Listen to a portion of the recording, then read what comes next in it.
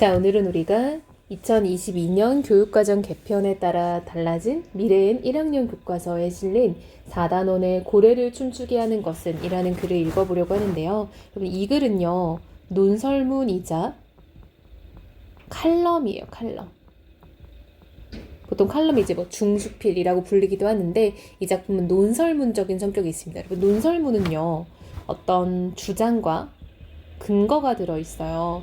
그래서 본인의 주장을 이제 밝히기 위해서는 좀 합당한 근거가 필요하겠죠. 우리가 그런 걸 논증이라고 하거든요. 즉 한마디로 본인이 어떤 주장하고자 하는 바를 잘 드러내기 위해서 어떠한 방식으로 이제 근거를 들고 있는지를 보는 그런 관계 자체를 논증이라고 합니다. 그래서 이 글에서는 어떤 얘기를 하고자 하고 또 그 얘기를 하기 위해서 어떤 근거를 가져오는지 등을 우리가 좀 잘 보아야겠죠. 자, 여러분 제목을 보면요. 고래를 춤추게 하는 것이라는 어떤 이런 거 우리 여러분 좀 통념적인 그런 표현을 가지고 있죠. 그쵸? 이 통념 뭔지 알죠? 칭찬은 고래도 춤추게 한다라는 말 들어봤죠. 그래서 그것을 인용해서 지금 쓴 제목인 걸 알 수 있겠죠? 과연 그럼 고래도 춤추게 하는 그 칭찬이라는 게 이 사람이 말하고자 하는 거랑 무슨 관련이 있는지 한번 봅시다.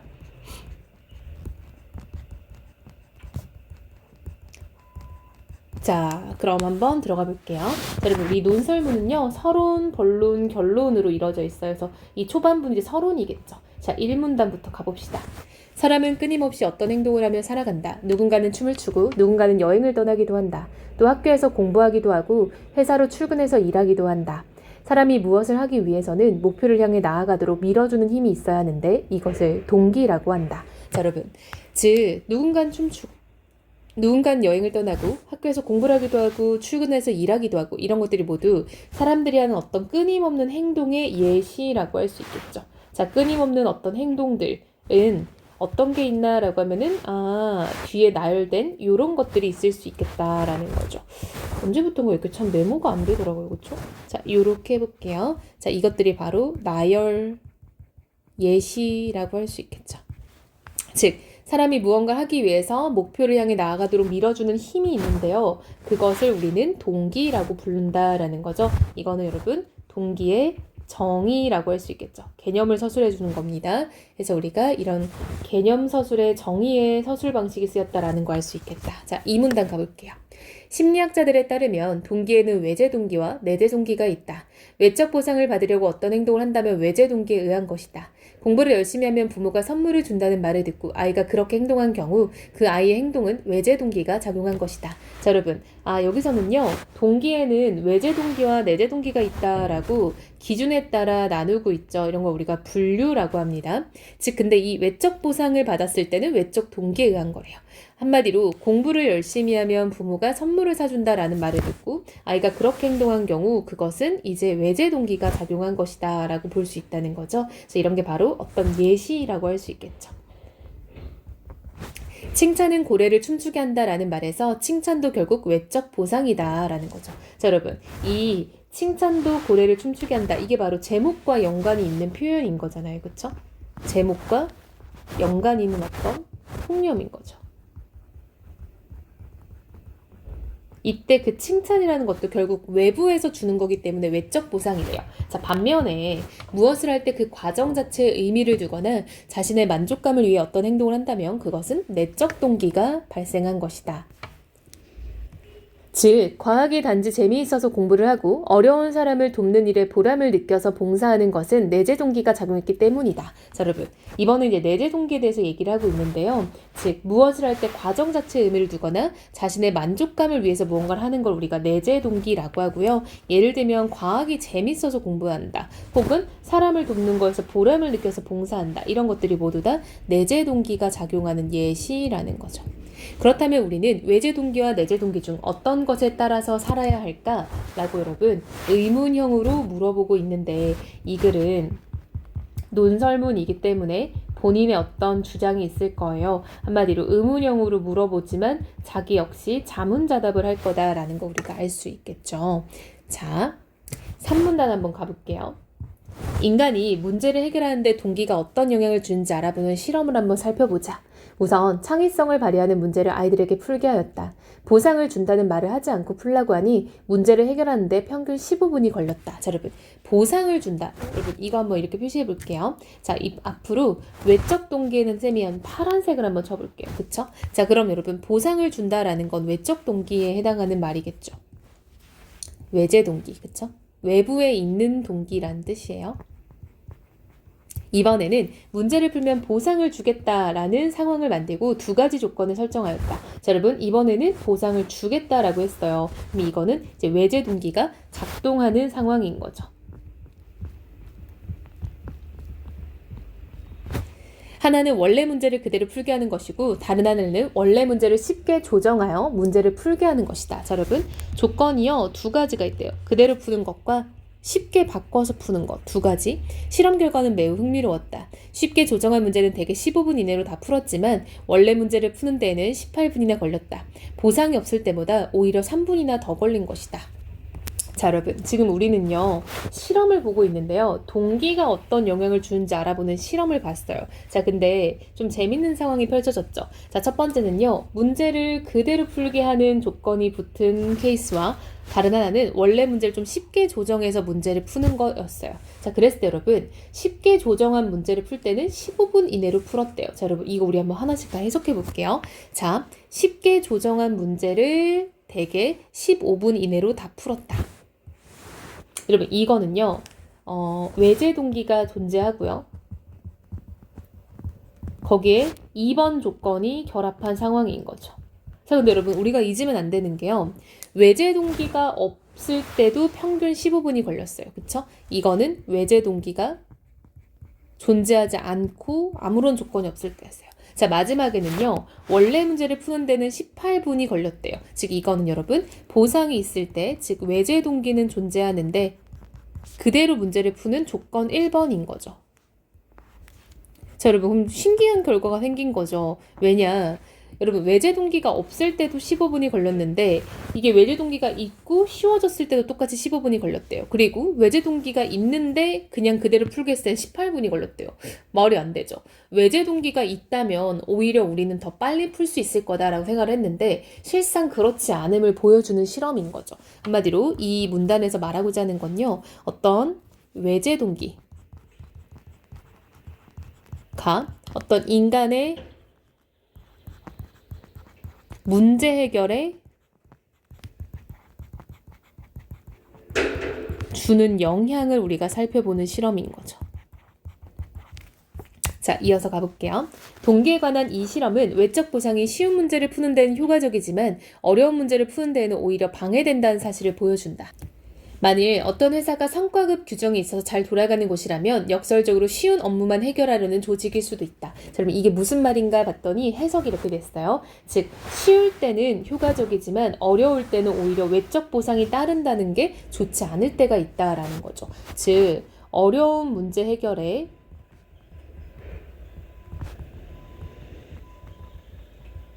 외제 동기는 효과가 미미할 수 있는 거죠. 만일 어떤 회사가 성과급 규정, 여러분, 이 성과급이라는 게 바로 뭐겠어요? 그쵸? 외제 동기인 거죠. 플러스 알파의 돈을 주는 거니까 이러한 외제 동기가 존재할 때 이것은 쉬운 업무만 하는 곳일 수 있다라는 거죠. 왜냐? 외제 동기는 어려운 문제 해결에는 도움이 덜 될 때가 있으니까요. 자, 이어서 5문단이죠. 외제 동기면 어떠한가? 칭찬이든 다른 보상이든 결과만 좋으면 되지 않을까라고 생각할 수 있다. 그쵸, 여러분? 칭찬이나 보상이나 모두 다 외제 동기죠. 자녀가 열심히 공부하게끔 보상을 이야기하는 부모의 마음도 유능한 직원을 데려오려고 연봉을 올려준 회사 대표의 마음도 이해할 수 있다. 그쵸, 여러분? 부모가 이제 뭐 보상을 얘기하거나 연봉을 올려준다거나 이런 거 다 외제 동기에 해당하는 거죠. 그러나 외적 보상만을 쫓는 것에는 문제가 있다. 먼저 외적 보상을 쫓는 사람들은 관리하는 것을 어려운 일이다. 작은 장난감에서 시작한 외적 보상이 게임기가 되고 자동차가 되더니 나중엔 집 한 채가 될 수도 있기 때문이다. 또 보상받는 사람의 입장도 마냥 좋지만은 않다. 보상해주는 사람과 끝없이 갈등을 빚고 남들과도 끝없이 비교하게 되어 마음이 황폐해지기 때문이다. 외제 동기만을 가진 직원이 많은 조직을 상상해보자. 그곳에는 경쟁과 비교, 시기와 질투, 배신과 지배가 널리 퍼져 있을 것이다. 이런 곳에서 일하고 싶은 사람은 별로 없다. 자, 여러분.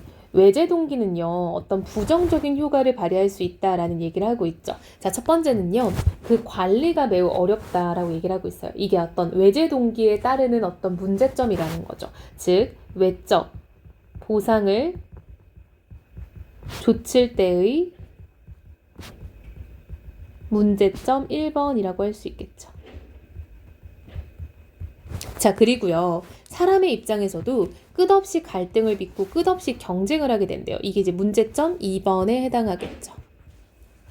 외제 동기만을 가진 직원이 많은 곳에는 경쟁, 비교, 시기, 질투가 있을 거다라는 거예요. 이런 곳은 사람들이 일할 때 좋은 환경이 아니다라는 거죠. 자, 6문단 가볼게요.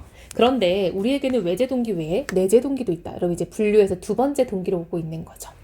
외적 보상에 연연하지 않고 자신이 무엇을 하는 과정과 그 과정에서 기쁨을 느끼는 사람들이 있다. 여러분 이게 바로 내재 동기인 거죠. 즉 무언가 하는 과정, 그 속에서의 어떤 나의 만족감. 그들은 내재 동기에 따라서 행동하며 충분히 행복하게 살아간다. 자, 여러분 그러면 여기 5문단까지는 지금 외재 동기에 대해서 이야기를 하고 있었고요. 그쵸? 이제 아래부터는 내재 동기에 대해서 얘기를 하는 거죠. 그럼 우리가 이거를 약간 본론의 1번, 본론의 2번으로 좀 구분할 수 있을 것 같아요. 앞에서는 외재 동기를 얘기를 했고요. 여기 뒤에서부터는 이제 내재 동기의 이야기가 나오겠다라는 것도 우리가 알 수 있을 것 같아요. 자, 그럼 친구들이 그럼 서로는 어디까지요? 라고 할 수 있을 것 같은데 서로는 여기서까지 잡으면 될 것 같죠. 그쵸? 왜냐? 지금 보면은 이제 의문을 시작으로 본격적인 이야기가 나오기 시작했잖아요. 그쵸? 그래서 3문단부터 본론을 잡으면 될 것 같습니다. 자, 그럼 이제 우리가 내재 동기에 대해서 좀 더 읽어볼게요. 자, 수학의 노벨상이라 불리는 필즈상을 받은 허 땡땡 교수가 인터뷰한 내용을 보고 학자의 내재 동기란 이런 것이구나 라는 생각을 하였다. 허 교수는 수학을 왜 공부하게 되었는지, 그에게 수학 연구란 무엇이냐 라는 질문에 재미있어서 인간이 얼마나 깊게 생각할 수 있는지 알고 싶어서 수학 공부를 합니다. 저에게 수학 공부는 마라톤을 뛰려고 매일 근력 운동을 즐기는 것과 같습니다. 라고 하였다. 자, 여러분 이게 바로 내재 동기인 거죠. 그냥 재미있어서 본인이 무언가를 알고 싶어서. 그는 언론에 주목받는 것보다 여러분 이런 게 약간 외재 동기이겠죠. 그렇죠? 언론에 주목받는 거. 어떤 좀 유명해지는 것에 대한 보상인 거잖아요. 하루 4시간 정도 수학 연구에 몰두하는 것이 인생의 낙이라고 한다. 자, 여러분 지금 이 교수의 지금 인터뷰를 보면요. 이 사람은 내재 동기를 추구하면서 사는 사람인 거 알 수 있겠죠. 이런 내재 동기. 그렇죠? 그래서 이 사람은 지금 내재 동기를 어떤 추구하는 예시로 지금 등장한 사람이고요. 자, 그랬을 때 이 사람은요, 내재 동기를 추구한 그 결과 필즈상이라는 대단한 상을 받게 됐다라는 걸 우리가 알 수 있겠네요. 자, 이어서 8문단 가볼게요. 유명한 물리학자 파인먼은 여러분 또 이제 또 다른 사람이 나왔네요. 자, 이번에도 내재 동기를 추구한 사람인가 봐요. 두 번째 예시가 나오고 있어요. 노벨 물리학상을 받은 후 이런 인터뷰를 한 적이 있다. 상을 받을 만한 연구인지를 판단하는 왕립 스웨덴 과학 아카데미의 결정에 의미 있다고 생각하진 않는다. 나는 새로운 것을 발견하는 과정이 기쁨이고 다른 사람이 그 발견을 활용하는 모습을 보는 것 자체가 이미 큰 상이다 라고 말했다. 그의 인터뷰에는 내재 동기를 통해 느낄 수 있는 삶의 기쁨이 드러나 있다. 그쵸 여러분? 이 사람 역시 이 내재 동기를 추구했더니 노벨 물리학상이라는 엄청난 상을 받았대요. 위에서 이제 그 필즈상을 받은 허땡땡 교수와 비슷한 결과인 거죠. 이 사람은요, 그 과정 자체를 추구하는 어떤 내재 동기를 추구하며 살았다라는 걸 알 수 있겠죠. 한마디로 여러분, 이 사람에게 있어서 이 상을 받을 만한 연구인지 판단하고 말고 이런 것들은 좀 외적인 거에 해당하는 거죠. 자, 이어서 9문단 가봅시다. 국제 피아노 대회에서 우승한 임땡땡 씨는 여러분 이 사람도 또 예시 한 명 또 나왔네요. 그쵸? 이 사람 역시 내재 동기를 추구했더니 엄청난 상을 받았나 봐요. 대회에 출전한 까닭을 묻는 기자에게 내 음악이 얼마나 성숙했는지 확인하고 싶어서 라고 대답했다. 여러분 본인의 음악이 얼마나 성숙했는지 확인하고 싶었대요. 즉 이 사람의 내재 동기인 거죠. 이 사람은요 자신의 어떤 일, 자신의 연주가 어떤 가치를 지니는지 성숙했는지 궁금했던 거죠. 음악 앞에서는 모두가 학생입니다. 제가 특별한 위치에 있다고 생각하지 않습니다. 대회에 출전해서 더 배우고 싶은 마음이 커졌습니다. 라고 말하며 자신의 대회에 나간 까닭은 우승이 아니라고 강조하였다. 오히려 대회에서 우승한 후 마음이 심란해진 그는 산에서 피아노만 치고 싶다고 하였다. 피아노를 연주하는 것 자체가 그에겐 가장 큰 행복이기 때문이다. 자, 신문단 가볼게요. 큰 상을 받은 사람들이니까 평범한 사람들과는 생각이 다르다고 할지도 모른다. 평범한 사람들은 내재 동기로 삶을 살아가기 어렵다고 생각할 것이다. 자, 여러분, 이게 바로 어떤 사람들의 반론을 지금 예상하면서 얘기를 하는 거죠. 즉, 사람들은요, 요렇게 생각할 거다라고 말을 이미 하고 있어요. 즉, 이게 어떤 이 글을 읽는 사람들의 예상되는 반박을 제시하는 거죠.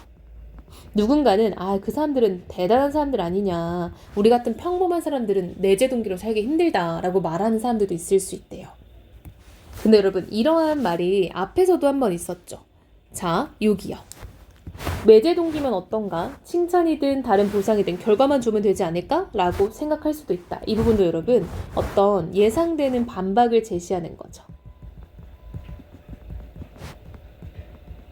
그래서 지금 두 가지가 나왔어요. 사람들은 이렇게 생각할 수도 있다. 자, 또 사람들은 그 사람들은 대단한 사람에서 그럴 수도 있다라고 반박을 미리 제시하고 그거에 대해서 본인이 또 반박하겠죠. 하지만 이들은 평생 수많은 찬사를 받아왔다. 우리보다 외제 동기의 유혹을 더 많이 받았을 것이다. 그쵸, 여러분? 사람들에게 찬사를 받는다, 칭찬을 받는 거는 외제 동기인 거잖아요. 한마디로 우리보다 평범한 사람보다 외제 동기에 더 많이 노출되어 있는 사람들도 내재 동기를 추구하며 살아간다라는 거죠. 이런 그들이 하는 일이다. 이런 그들은 뭐겠어요? 그렇죠. 외재 동기를 더 많이 받은 사람들이 하는 이야기다. 진정한 기쁨은 내면으로부터 나오는 것이라고. 그쵸, 여러분? 바로 이 내재 동기가 중요한 거다라고 얘기를 오히려 한대요.